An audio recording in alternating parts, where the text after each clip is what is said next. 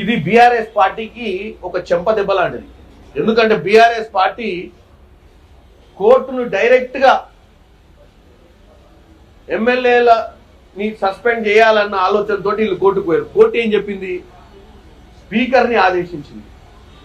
Court speaker పరిధిలో ఉంటుంది. ఇది స్పీకర్ని 3 నెలల నిర్ణయం తీసుకోమని చెప్పింది.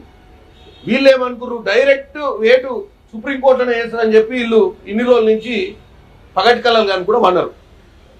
కోర్టు చెప్పిన దాన్ని మేము గౌరవిస్తున్నాం, స్పీకర్ తీసుకునే నిర్ణయానికి కట్టుబడి ఉంటాం.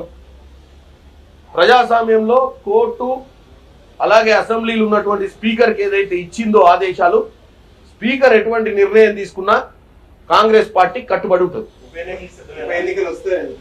స్పీకర్ నిర్ణయాన్ని తీసుకుంటే ఉప ఎన్నికలు వస్తాయి.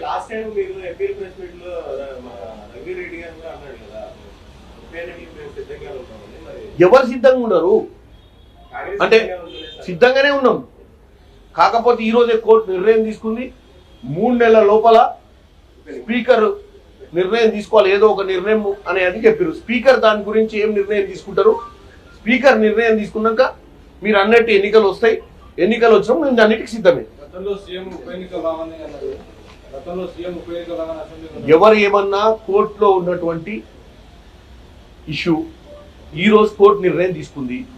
గతంలో ఎవరెవరైనా ప్రిడిక్షన్ చేయొచ్చు. బీఆర్ఎస్ వాళ్ళు కూడా డైరెక్ట్ అయ్యే సుప్రీంకోర్టులోనే వీళ్ళ మీద ఏటేస్తారు, ఇక లోకల్ ఏం సంబంధం లేదనుకొని ఉన్నారు.